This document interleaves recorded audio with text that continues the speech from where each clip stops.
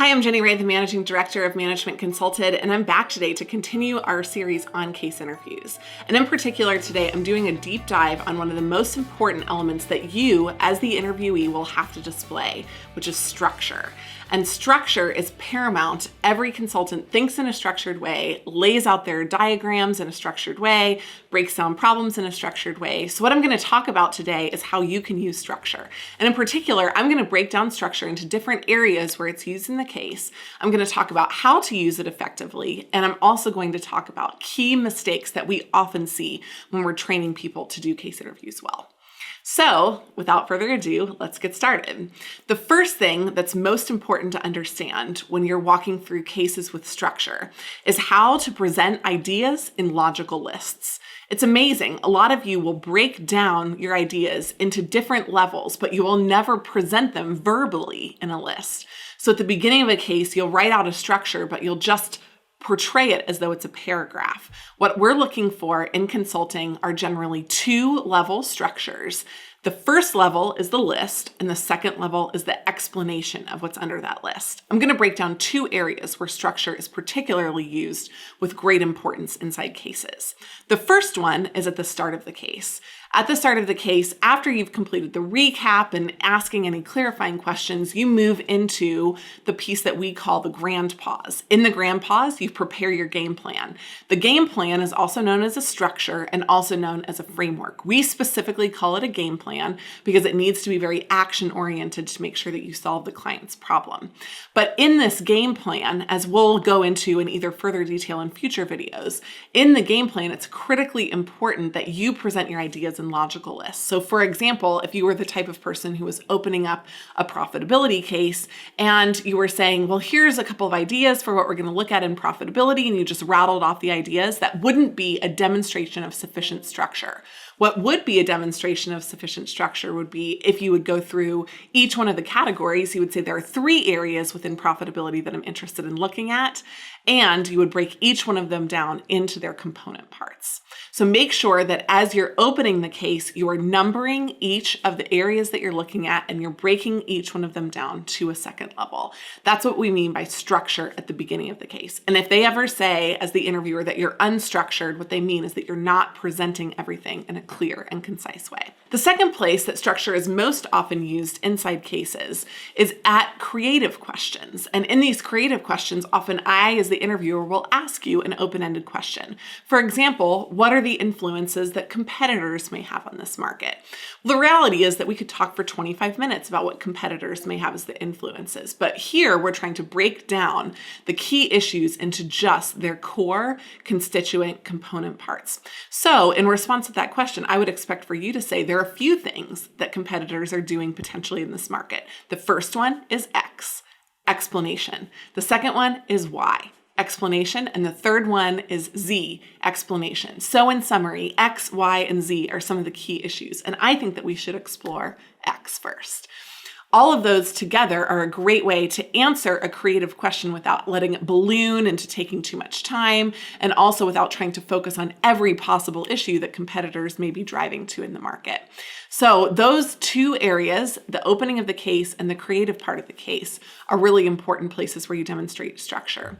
The third piece, which is often overlooked, is actually in the math. A lot of times people just dive into the numbers absolutely clueless. But if you are the type of person that a top consulting firm is going to take, you're going to break down the math into multiple different parts. You're going to break it down into algebra, assumptions, and then ultimately calculations. So as you're breaking down each of the pieces, you're also going to even demonstrate structure when you're doing math. If I haven't said it already, make sure that you get this clear. Structure is incredibly important, and speaking in a structured way is very important throughout the case. But when consultants give you feedback about being unstructured, these are some of the things that they're talking about. They talk about key mistakes that we're going to highlight here. The first one, I call it paragraph chatting. It's basically giving you all of the same ideas that I just gave you, but rather than numbering them or putting them in itemized lists and giving me summaries at the end, you just give me a whole bunch of information in a blob. A lot of times it's easy to do this if you're nervous, but it's critical in your case practice that you make sure that you're identifying key separate issues and then giving a concise summary at the end. The second thing is that you don't number. A lot of times it's difficult to number when you're just walking through something, like in the middle of a case in a creative question. Oftentimes you don't know if you'll have 3 or 4 or maybe 5 ideas, but you do know that you'll have a few, so it's critical to number in the summary. At the beginning of the case, however, when you have 2 minutes to plan, you should always number because you know how many sections are on your plate and you know how many you're going to present as you're going through each one with the person who's interviewing you. So make sure in that part that you're numbering at the beginning, make sure in all the other parts that you're numbering in the end. Which brings me to my third point. The final key mistake that we see is the lack of a use of summaries. As you're going through the case, if you're not able to demonstrate structure up front, which is not natural and totally not necessary, if you at the end don't go back and give a quick numbered recap, that is where you really fall down. So make sure that you're using all of these pieces in tandem, that you're giving good, clear structure up front, that you're giving numbering when you're able to at the beginning, and that you're giving summaries with numbering at the end, where it's not possible to give it at the beginning. Those are a couple of key ways that you can use structure. There are some other pieces. The second one is managing the flow of the case with ease. Now I'm going to break this down into a couple of additional pieces. First, the 2 things that you have to know when you're managing the flow of a case is both where you are, which includes the time that you have left to solve the case, and also where you're going, how much remains in your problem-solving category. One of the key issues with structure is that a lot of people have a list of 4,500 questions that they would be interested in asking the company. It's great that you're curious, but it's not helpful when you have 19 minutes, maybe at the most, inside a first-round interview to actually solve the case. When you have such limited time, you have to really focus on where you're going, how much time you've got left, and what's still remaining. So make sure if you're going to manage the flow of the case that you understand where you are and where you need to go. Some key mistakes that we see with this, I've already touched on a couple of them, but the first one is that you don't drive the case according to your initial structure. This is one way that we can always tell that your initial structure was crappy, because at the beginning of the case, if you come up with an idea list that then you don't follow to actually solve the case, it was not a sufficient game plan. So make sure that as you're pushing yourself in case interview practice, you go back at the end of each case and review your initial structure and see if you were able to use it to actually solve the case. If you weren't, it wasn't a structure. It was a list of ideas, which is not the same thing. The second thing that's really critical is that you don't dive into the second level of detail. As I mentioned, this is one of the key mistakes. And what I mean by this is that you stay at a very high level, but you don't appropriately dive into the second level of detail. Sometimes people will want to peel back an onion, so they'll have this list of 4,500 issues that they want to look at, but they'll have no sense of prioritization, and they won't be able to look at the data-driven values underneath each one. So make sure that as you are going through the case, you understand both the high-level categories, the areas that you want to explore, but also the second level of detail, the key data points that you want to look at in order to confirm or deny the importance of a specific section.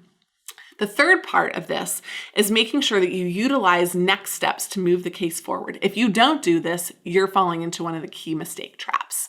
If you don't follow me up at the end of every part of the case with what the client should be thinking about next, either another piece of analysis or another list of areas to explore, or even some implementation steps, then you're really missing a key opportunity to move the case fluidly forward, which is a really important part of structure. The third thing that's really important to do in this case is to make sure that you don't get confused. Now, getting confused may seem kind of obvious because you don't want to get confused, you don't want to demonstrate confusion, and you would never want it to happen in a case. But it happens. It happens to the best of us. So the key in this situation is knowing how to get unconfused when you actually have gotten confused in the first place. I'm going to talk about a couple of key tactics for this. The first thing is that a successful interviewer knows what is important. They know the ultimate question to the client. They know what the client is really looking for, and they make sure that they don't go off and do analysis and look at areas that are just nice to haves. They focus on the key issues for each of the specific clients. The second thing is that they know how to simplify assumptions. So they know how not to make everything super complicated and make it take a long time, but how to focus on the key issues, simplify assumptions, simplify numbers, simplify the problem that you're looking at, and make sure that you're able to come up with direct and actionable solutions. And the final thing is that they know how to push everything back to the answer. So this type of person, the successful interviewer, is the one who is moving with great pace throughout the case, but also knows what's most important and what is going to get us to the answer at the end of the day. Some key mistakes that we see in this realm are the following. The first one is trying to solve every possible problem for the client. What happens is that you don't finish the case, which is a huge problem. You need to make sure that you're working through and finishing the entire case. So don't try to solve every possible problem for the client. Try to solve their most important problem. If you don't know what that is, you need to begin to train yourself to understand that at the very beginning of the case. By the end of the time that you present your initial structure, you should know what the key problem is for the client. The next thing is making sure that you're trying to look at every angle without priorities. If you look at everything across the board, again, you probably won't finish the case and you won't demonstrate that you understand what the most important thing is to the client. And then finally, if you focus too much on details and not enough at the big picture, you may get some really interesting information about competitors or the market, but you may not be able to address the client's core issue. What if they're trying to grow market share? You have to make sure that you're tying each of the pieces of information that you're getting back to the big picture. And that's really critical at the end of the day. So in summary, all of these key pieces work together to really demonstrate that you are structured throughout the case, that you're walking through each of the pieces of the case using numbered lists wherever possible, that you're moving the flow of the case forward, and you're making sure that you focus just on the most important issues. If you've got more questions about structure, come and work with us. We'd love to do a session with you to analyze how you're doing. Or you can read up on structure in our Consulting Interview Bible. For more information, you can also check us out on the web at managementconsulted.com.